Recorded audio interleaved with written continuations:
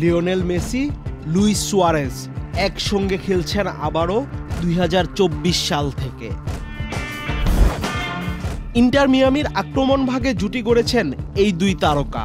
এখন বাদ রয়েছে শুধু নেইমার।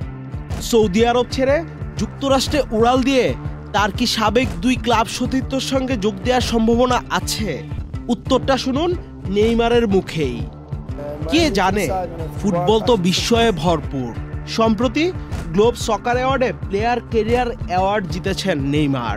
তারপর সিএনএন স্পোর্টসকে দেয়া এক সাক্ষাৎকারে বলেন এ কথা। তবে এমএসএন নামের এই ত্রিফলা আক্রমণ ফিরিয়ে আনা নিয়ে নেইমার শুরুতেই যা বলেছেন, সেসব শুনলে মেসি, সুয়ারেজ এবং ব্রাজিলিয়ান ফরোয়ার্ডের সমর্থকরা আশাবাদী হতেই পারেন।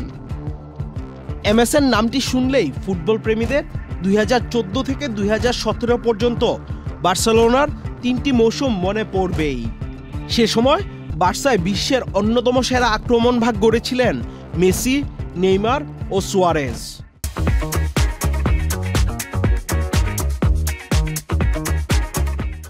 বার্সাকে 2014-15 মৌসুমে ট্রেবল জেতানোর পাশাপাশি এই ত্রিফলা আক্রমণ ভাগের কাছ থেকে 364 গোল ও 173টি অ্যাসিস্ট দেখেছে ফুটবল বিশ্ব।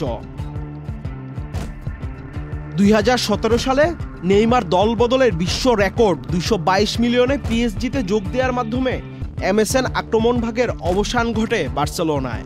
সুয়ারেজ বার্সা ছাড়েন 2020 সালে, মেসি ছাড়েন তার পরের বছর। সময়ের পরিক্রমায় গত বছর আবারও ইন্টার মায়ামিতে এক হয়েছেন মেসি, সুয়ারেজ। নেইমার পিএসজি ঘুরে 2023 সালে যোগ দেন সৌদি আরবের ক্লাব আল হিলালে।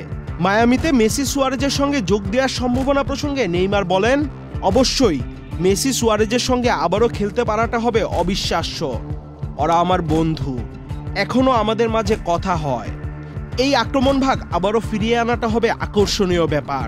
আল হিলালে আমি সুখেই আছি, সৌদি আরবে ভালোই কাটছে, কিন্তু কে জানে, ফুটবল তো বিস্ময়ে ভরপুর। 32 বছর বয়সী ব্রাজিলিয়ান ফরোয়ার্ড এরপর যোগ করেন, আমার পিএসজি ছাড়ার খবর বের হওয়ার সময় যুক্তরাষ্ট্রের দল বদলের সময় শেষ হয়ে গিয়েছিল, তাই আমার ইন্টার মায়ামিতে যোগ দেওয়ার সেই সুযোগটা ছিল না। নেইমারের যা বয়স, তাতে বলাই যায় 2026 বিশ্বকাপ হতে পারে ক্যারিয়ারের শেষ বিশ্বকাপ। নেইমার নিজেও মানছেন সে কথা। আমি চেষ্টা করব 2026 বিশ্বকাপ খেলার। আমি জানি এটাই আমার শেষ বিশ্বকাপ, আমার শেষ সুযোগ। সেখানে খেলার জন্য আমি সব রকম চেষ্টাই করব। আহমেদ শাফি, চ্যানেল আই।